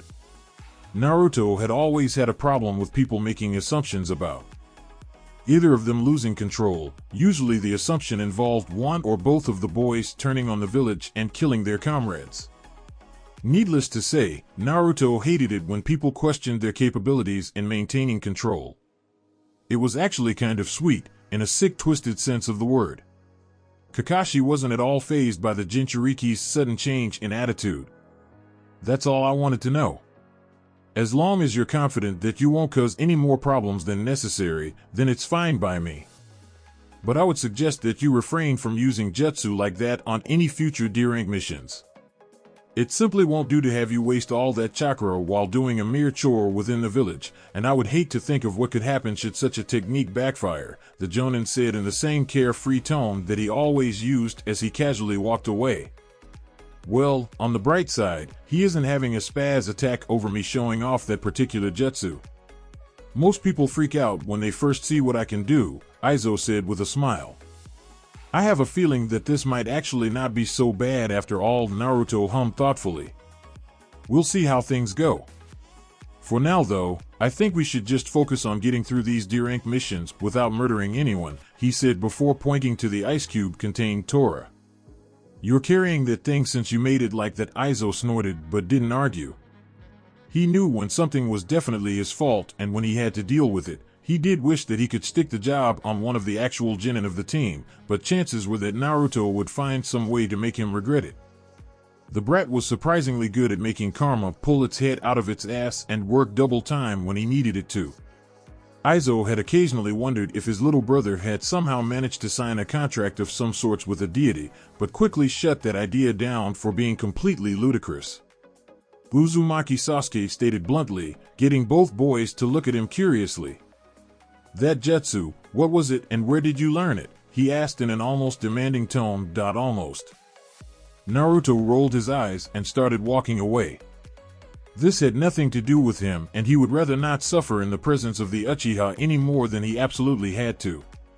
He would find some way to show his pity to Aizo. Maybe, if he was feeling generous enough.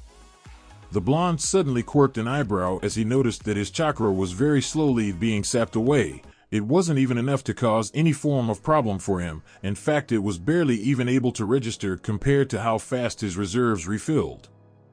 Actually, if he was to hazard a guess, Naruto would say that it was disturbingly similar to when a summons of his stayed past the amount of time that the amount of chakra he used to summon it allowed. Usually, if the summon was stubborn enough to stick around, it would simply start to slowly sap at his reserves from a distance, maintaining its connection and staying around for as long as it wanted. Naruto didn't really mind, the summons clearly had a reason to stick around, so who was he to disturb it? He would of course check it out to make sure everything was okay, but other than that, he wouldn't intrude. It's probably one of the kits I summoned for Ashi. Not sure why one of them would be hanging around though, unless she is still in that clearing. I wonder if I should be worried, he thought as he walked away. Aizo watched as Naruto left him to deal with the Uchiha by himself. Even though he couldn't really blame him, he was sure as hell going to make his brother regret just leaving him hanging like that. There were strict rules on how to handle such things, the bro code if you will, and Naruto had disregarded all of them completely. With an irritated sigh, Aizo turned to stare blankly at Sasuke, which thankfully seemed to unnerve the boy slightly. Oh, the joys of wearing a blindfold all the time, no one could figure out what you were staring at. That jutsu is none of your business, and I made it myself. Just for the record though, even if I told you, you wouldn't be able to use it in any feasible way. It's directly related to my Kekkei Genkai, meaning that even if you had your Sharingan, you couldn't copy it. And a word of advice, drop the pompous attitude. You would be amazed at how far a simple smile and some politeness goes with most people, the older boy replied lazily. Sasuke frowned. You have a Kekkei Genkai? He asked irritably. It wasn't so much the fact that the older boy had a Kekkei Genkai that was irritating him, since he knew that the Sharingan was easily more powerful than whatever the Uzumaki could possibly have. No, it was the fact that the boy could actually use his own Kekkei Genkai to such an extent while he himself hadn't even unlocked his dojutsu. The jutsu that the older teen had used so effortlessly was clearly effective, that much he could tell. It was unfortunate that he wasn't able to use it for himself. Such a technique would probably have been helpful in killing. Aizo yawned. Technically, yes. I assume that you already know what I am, therefore, I think it's safe to assume that you can figure out how exactly I have a Kekkei Genkai, he said, shrugging slightly. If you can't figure it out, well, then I guess you'll just be stumped on it for a while. Sakura, who had somehow managed to appear next to Sasuke without either of the boys noticing, was looking at Aizo with a smug look. So you have an artificial Kekkei Genkai then, huh? She asked smugly. I've read about them, but they are supposed to be unstable and not nearly as effective as natural bloodlines. The blindfolded teen simply stared at the girl blankly. Sakura worried him more than anyone could possibly imagine, mostly because the girl was actually able to move around without him noticing. He knew she hadn't done it consciously. She simply didn't have the skill to do that, but fangirls were capable of terrifying things, and that is what worried him. A normal girl was capable of incredibly insane and amazingly scary things. When it came to inflicting pain on males, fangirls simply took those capabilities to the next level. Either way, the Pinkett was mostly correct about artificial Kekkei Genkai. They were more often than not incredibly unstable and usually less powerful than the real thing, but that didn't make them less effective. Just like anything else in the shinobi world, it didn't matter too much when it came to power, so long as you knew how to use it to its fullest extent. He doubted the Uchiha would agree to that, and Sakura would simply follow along like a lost puppy. Oh well, as long as he understood what being a true shinobi meant. Well, my dear teammates, I'm going to go and complete this mission before checking up on a house guest. Do try not to get impatient and try resurrecting your clan too quickly, Sasuke. You may want to let Sakura develop a bit more before doing anything, Aizo said quickly, disappearing in a shunshin before Sasuke could even register what he had said. The last Uchiha finally realized what Aizo had said and had the decency to blush lightly. A sudden feeling of impending doom filled the raven-haired boy, and his fight or flight reflexes were screaming at him to run, run far, run fast, and to never look back. Turning his head slowly, Sasuke was met with the blushing red and slightly dazed expression of Sakura, who was staring at him dreamily. That's when he realized that the foreboding feeling had been his fangirl warning sense going off, and it was quite close to having a meltdown at the moment. Sakura quickly came out of her daydreaming, which involved way too many adult things that a 13-year-old girl shouldn't really know about, before turning to address the focus of aforementioned fantasies. Her eyes widened as she realized that Sasuke wasn't anywhere to be seen, meaning that he had run off while she was too busy fantasizing about them being together. Damn it, Sakura, you let him get away again, she chided herself irritably. No more daydreaming and more actually working on winning him over, the girl recited sternly. Taking a deep breath, she recomposed herself and pulled a small mirror out of her shuriken pouch, checking her hair and making sure that she looked at least presentable before jogging towards the Hokage tower. Sasuke-kun. Wait for me, she called out as she went. Sasuke let out a breath he didn't know he had been holding as he walked out from behind some nearby trees. That had been far too close for comfort, and he would need to make sure that it never happened again. Glancing around lazily, Sasuke realized that Torah was still in the middle of the clearing, stuck in the large cube of ice. They planned this, he muttered angrily as he went over to pick up the cube. The mission still needed to be completed after all. Naruto sighed in content as he inhaled the heavenly scent of ramen, a large steaming bowl of the delicious goodness sitting in front of him, longing to be consumed. The blonde had instinctually gone to Ichiraku's after the Hokage had dismissed them, the ramen store being the only place he knew that could effectively dull the ever-growing headache he was getting just from being within direct contact of anything to do with a D-rank mission. Aizo had disappeared, more than likely to check on Kuratsuchi and make sure she hadn't tried anything stupid. It amazed Naruto that the older boy showed so much concern for the girl even after she had made so many attempts on his life, not that he would bring it up in conversation though. He was dense, not suicidal. After seeing how his brother had practically mastered the Hayatan variant of his Jintan Jutsu, he wasn't going to take any more chances. He knew Aizo would freeze him, and he knew that Aizo knew that he would survive it too.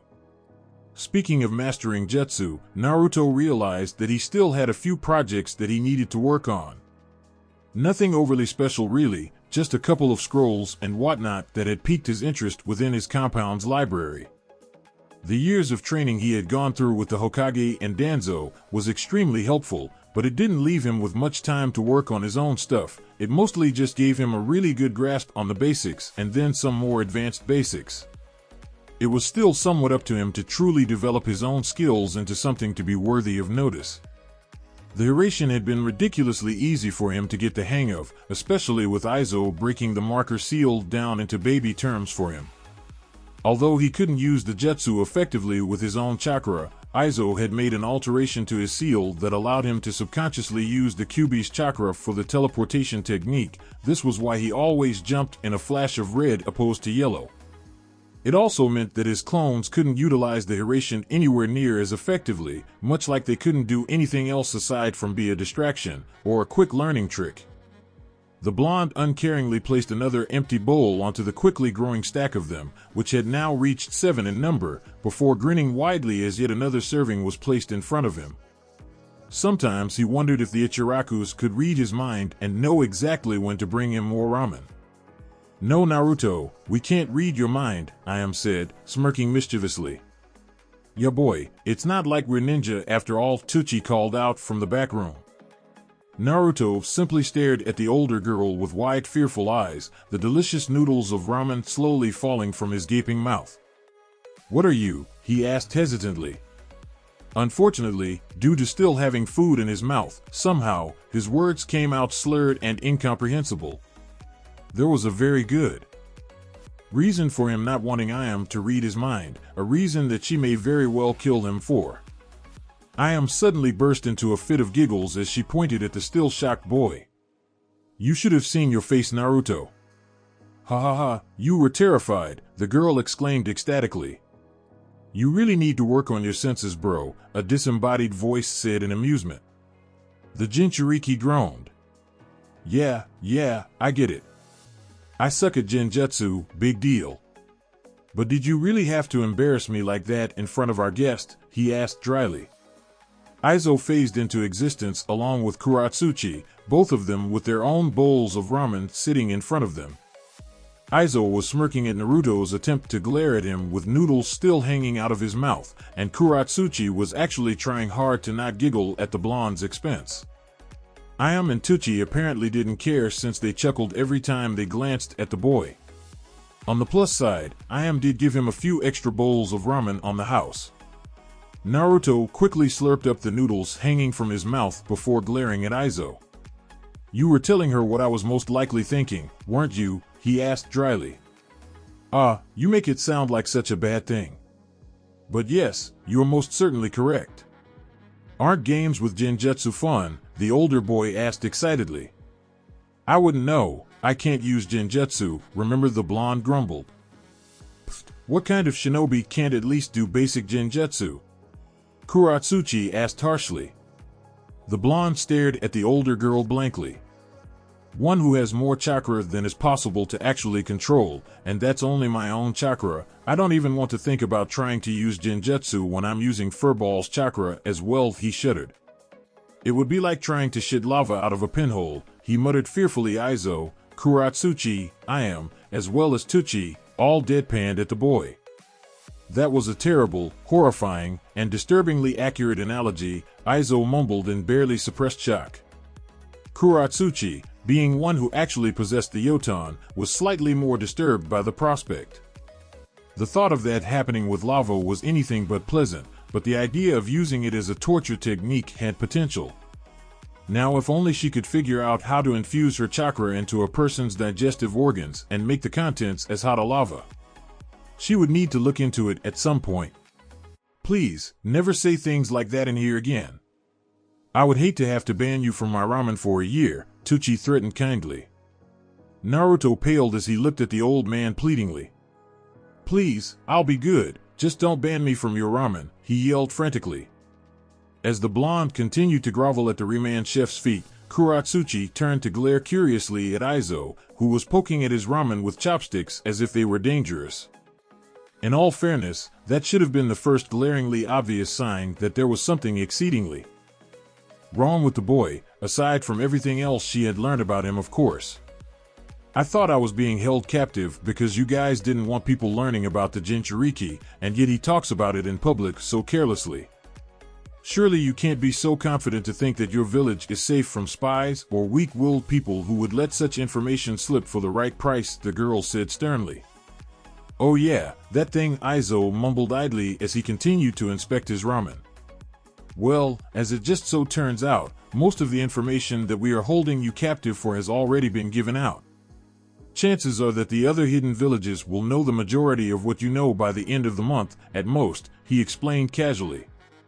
You mean to tell me that you no longer even have a viable reason for keeping me here? Kuratsuchi growled irritably. The blindfolded teen shook his head.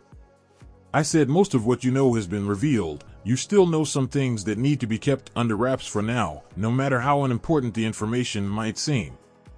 Not to mention that I already went through a lot of effort and pain to put that seal on you, and I'll be damned before I take it off in under a week. That, and you are still highly valuable as a negotiating piece, he said with a carefree tone. Kuratsuchi frowned. Perhaps telling them that she was the Tsuchikige's granddaughter wasn't the brightest of things to do, but at least it promised her safety. Konoha wouldn't risk throwing her into a prison with others who could possibly harm her in any way. Risking the wrath of a Hokage was something to be avoided at all costs, after all. She really couldn't blame the Hokage for using her as a negotiating tactic. She probably would have done the same with the Jinchuriki if she had been in such a position. The girl narrowed her eyes suspiciously. Your brother, the Jinchuriki, looks a lot like the famed Yellow Flash. Now that I think about it, the Yondaime was the one to defeat the Kyuubi when it attacked, and he was also known to be quite familiar with a kunoichi with the name Uzumaki. Considering that Jetsu the boy used to take you down in that ravine, I think it's safe to guess as to who his parents are, she said calmly. Turning to look at the boy questioningly, she was surprised to see him staring at her with an impressed smirk. Well, you certainly figured it out faster than anyone thought you would. Congratulations, we now have even more reason to keep you in the village, maybe even add some extra precautions to your seal, he stated cheerfully. You would like that, wouldn't you? You definitely seem to enjoy drawing all of those seals on me, with your blood, she said in disgust. Not my decision. All area restriction-based seals that I know require they be drawn in blood, makes it easier to set the area marker. Considering how much of my blood is already at the estate, it just made the whole process a cake. Walk, he explained casually. How am I even here? I thought you made the seal to keep me within the mansion exclusively. Also, why are you talking so openly about your brother's lineage? And how are you related to him? Kuratsuchi asked curiously. She intended on finding out as much as she could. Aizo sighed as he motioned to his ramen, the noodles of which had been shaped into a very simple and crude seal of sorts. I made a sound barrier seal almost as soon as you started talking about information getting out. As for how you're here, well, that's simple. I made your seal with my blood, meaning that altering it slightly is easy as hell, even without being in contact with it. All I have to do is touch you for a brief moment and I'm instantly the new area marker. You now go wherever I go, unless you want to get a nasty shock, he explained lazily. As for talking about my brother's heritage, Well, you've already figured out who he is, so there is very little point in trying to hide it or talk around it. How I'm related to him is simple to answer. I'm not. I was adopted into his family a few years ago, and we just went from there. It worked out well for him since he realized that having a family, even if they were dead, was better than literally not having any blood relatives at all. Like me, what do you mean by that? The girl asked in confusion. Aizo grinned. I wasn't lying when I said I was a clone that had long since left the realm of normal. I'm one of the more stable of Orochimaru's experiments, a speed-grown clone that was spliced with multiple strands of DNA from who knows how many legendary shinobi. Technically speaking, I'm not blood related to anyone in the elemental nations, except for the person who I was directly cloned from, but he is long since dead, he replied with a shrug. Can't really do anything about it now though, so I don't worry myself with it. Kuratsuchi stared intently at the blindfolded teen. She was finding such a story hard to believe, but he hadn't shown any indications that he was lying, not even a slight twitch or anything that could be picked up on. It was possible that his eyes were the key to figuring out if he was telling the truth, but unless he decided to remove his blindfold, it was pointless. She did have to admit though, if he had covered his eyes specifically for that purpose, then he was probably far stronger than she had given him credit for. After all, not even legendary shinobi would give up their sight so casually unless they were completely capable without it, especially not for something as simple as being able to lie effectively. For now, she was stuck with having to take his word on it since there was literally nothing else to go on, and she honestly didn't know enough about him to outright deny the possibilities of him telling the truth. If he was in fact telling the truth, then Kuratsuchi would at least feel some pity for the boy, not much, but enough to count as pity. If it turned out he was just lying straight to her face, well, she still needed a test dummy to try and turn someone's insides into lava. The two teens were suddenly distracted by a loud crashing sound accompanied by a high-pitched squeal. Turning their heads, they were met with the rather amusing sight of Ayam chasing Naruto away from the ramen stand, her extremely large ladle held in hand. They slowly turned to look at Tucci, who for some reason had a surprisingly cross expression as he watched his daughter try to kill the blonde boy. He said something he wasn't supposed to, didn't he? Aizo asked tiredly. Tucci nodded. He forgot to inform us that it was him that tampered with our ramen whenever we served it to the Akimichi clan. He just so happened to say something about never doing it again while he was begging me not to ban him, and Ayam overheard it, the old man explained. I'm going to assume that she isn't happy about it, Aizo muttered dryly. No, she is not. After we received so many complaints from the clan members, Ayam decided to try one of the bowls that we had served to them, to make sure it was okay. Needless to say, she ended up with the same ailment the Akimichi had been dealing with, the man said before wincing slightly. As it turned out, Ayam was much faster than most would give her credit for, and she also had a lot of pent-up rage to release, meaning Naruto was currently going through a living hell. I do almost feel bad for letting the girl do that to him, but even I wouldn't try to get between a woman and her revenge. Old age and near suicide don't go hand in hand. A scream of agony echoed through the street as Ayam continued her merciless beating of the poor blonde idiot, probably going so far as to damage the ladle she was using in the process. Aizo was used to seeing such things, so he simply ignored it. He had learned his lesson when it came to the ramen waitress a long time ago, and he refused to go through the experience again. Kuratsuchi, though, had not seen this kind of thing before, so it was understandable that her face slowly began shifting to a more horrified expression as the beating continued. But she's only a civilian, this isn't normal, the black-haired girl muttered in disbelief before turning to look at Aizo fearfully. What is wrong with you people? She asked shakily. Aizo shrugged. No idea, but if you figure it out, let me know. Now, if you'll excuse me, I have a really stupid sibling to save, he said with a wave as he ran towards the now bloody and beaten Naruto. So, Tucci began, bringing the girl back to her senses. Are you Aizo's girlfriend or something? He asked with a grin. Kuratsuchi glared at the old man. No, I'm not, she said coldly. The ramen chef's grin widened. Oh well, that's too bad, I guess. He seems to like you, Or at least I think he does. It's really difficult to tell what that boy is thinking sometimes, no kidding, she mumbled. Tucci sighed as he returned to his work, realizing that the girl didn't really want to talk. Kuratsuchi simply sat in silence, watching as Ayame skipped back to the ramen stand with a pleased smile on her face and a bent and mangled ladle in her hand, followed closely by Aizo as he helped a heavily beaten Naruto back to his seat. She didn't know why, but the blindfolded teen seemed oddly familiar. It could have simply been because she had seen him use the Jinton, but even that conclusion left the feeling nagging in the back of her mind. One thing was for certain though, she would definitely be keeping a close eye on the Yandame's son and his adopted brother while she was stuck in Konoha.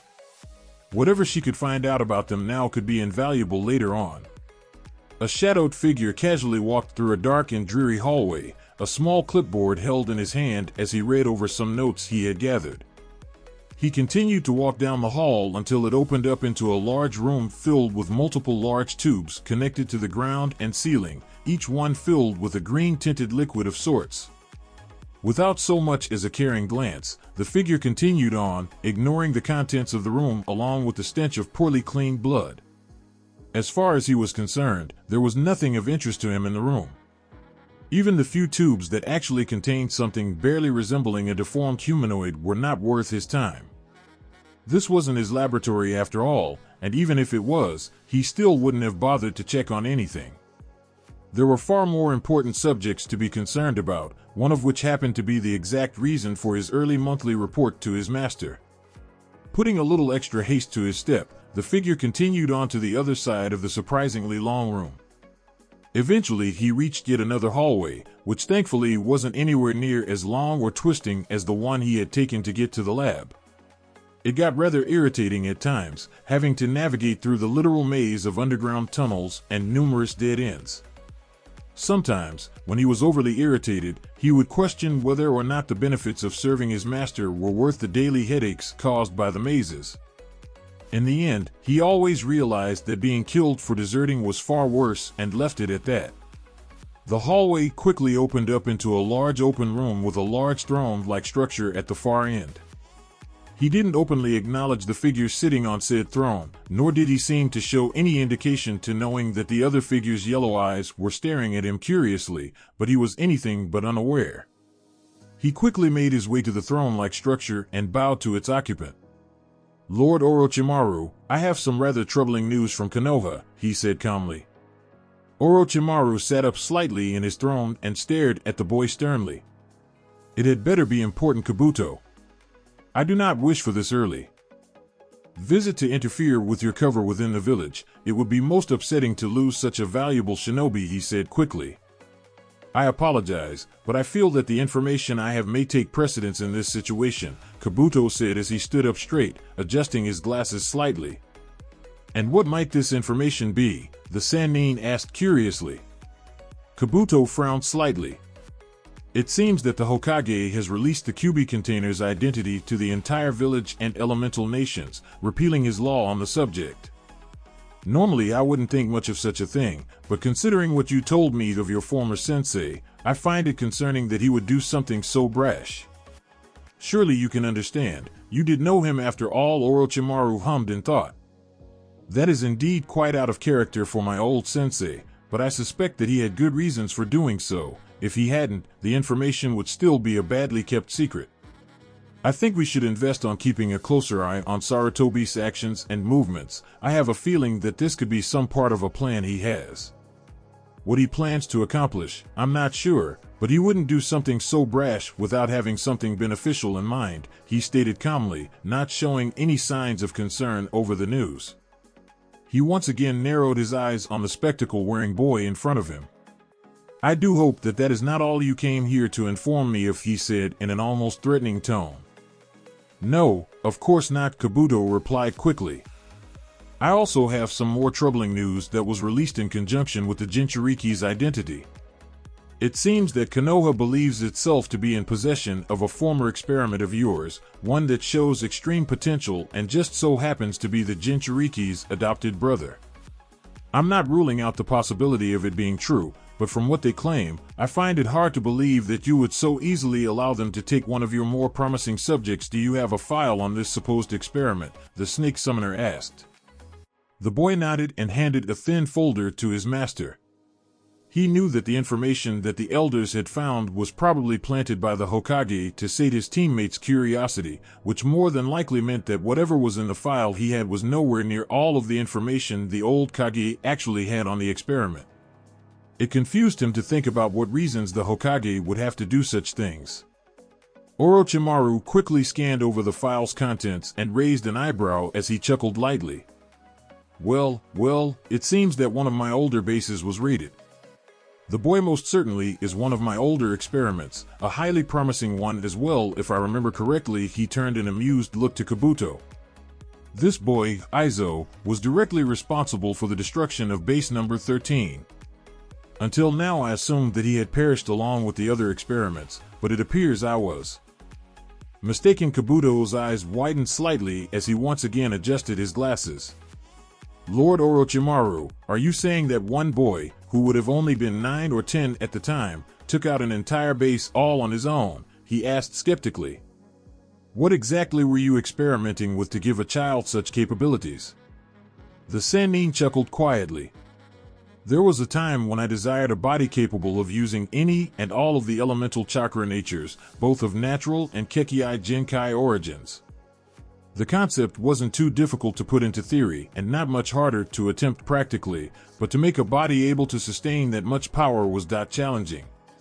It took me a while, but I succeeded. Subject C-47, or Aizo as he is now known, being the end result of my experiments. In a sense, his body was perfect, but impossible to take over, even for me. The spectacle-wearing teen's eyebrows shot up at that as he stared at his master. Are you saying that he was able to overpower you? He asked in concealed shock. The prospect of a child, no matter how much potential it had, actually overpowering one of the Sannin was near heart attack worthy. No, Kabuto, he didn't, at least not in the way you would imagine. Orochimaru began in an amused tone. Remember when I told you about my failure to take over Itachi Uchiha's body? How he humiliated me and made me feel weak, the snake-like man asked. Yes, Lord Orochimaru, I remember. But I fail to see the relevance since you claimed that this Aizo character did something different, the boy replied curiously. It's because they both possessed something that I believed I could not be matched in. They were both able to overpower me in the one thing that I most hate to be outmatched in, and they did it with such ease that it terrified me each time it happened, the man explained calmly. By this point, Kabuto was staring at Orochimaru in a combination of surprise, shock, and a little bit of fear. What could they possibly outmatch you in that was so terrifying? He asked shakily. Orochimaru chortled. Their will to live was beyond even my understanding. Itachi's reason to live is obvious and easy to understand, so much so that it is without a doubt his only reason to keep on going. Aizo, though, I would struggle to call it a reason to live at all. If I had to compare it to something, I would say that the boy simply possesses the instinct to survive, he explained. What do you mean by that? Kabuto asked. He doesn't have, nor need, a reason to live. He is already instinctually set for survival. That boy is more of an animal than anything else, mentally speaking, of course. I can hardly imagine what he would be capable of should his instincts turn to something other than pure survival, the snake summoner said thoughtfully. There was a few moments of silence which Kabuto took to digest the information he was just given, not that helped to ease his concern. You said that you were trying to create a body able to use all of the elemental chakra types, and that his body was perfect. Does that mean he is able to do you as you intended? The snake Sannin hummed thoughtfully. I suppose it is possible for him to have gained control over his abilities in the years since he disappeared, but I doubt that they are anywhere near as strong as they could be, even if Konoha tried to train him in using them. However, just to be safe, I will organize for him to be captured and brought back to me. He could still be of some use to me, even if I can't take his body. Kabuto, I want you to keep an eye on the boy and inform me of the next mission his team is given outside of the village. Also, pay attention to Kimimaro, have him ready for a mission when the time calls, the man ordered calmly. You intend to send Kimimaro to capture your lost experiment? Are you sure that is wise? With his condition at the stage it is, I doubt he would be able to accomplish such a task. The medic voiced his concern. Don't worry, Kimimaro will serve a purpose, one way or another. Should he succeed in capturing the boy, then it will be a complete success, but should he fail, I will at least gain some useful information on my old test subject. Sometimes one must take the half-wins to truly claim victory, Orochimaru said sagely. Actually, while we're at it, I think it would also be beneficial to make an attempt on the Jinchuriki. The power of the Kyuubi could be a useful variable in some of my projects. Kabuto bowed again, not really wanting to question the clearly insane man. I understand, Lord Orochimaru. I will begin preparing Kimimaro immediately. Should I also make preparations to eliminate either of the targets should they prove to be too large of a threat? He asked. The Sannin shook his head. No. Killing the Kyuubi Jinchuriki would only cause more problems than necessary, and as much as I would love to ruin Akatsuki's plans, it simply isn't logical. Making sure Aizo is left alive is also a priority. I have a very important question for him, he said irritably. What do you want to ask him? I can't imagine he would know anything of great importance, Kabuto said curiously. It's not so much what he can tell me, but more what his body can tell me, the man muttered. I designed him to only have a lifespan long enough to mature and maintain itself during my possession, which, considering all the alterations I made to him, should have only been 15 years, at most. You mean to say? Kabuto asked in shock. Orochimaru frowned. Exactly. The boy should have died a year ago, no matter what condition he was in at the time, and yet he's still here. I want to know how. That's it for this video. I hope you all enjoyed the video. Don't forget to like the video, subscribe to the channel, and follow me on my other social media accounts. Anime God here, and I'm signing off.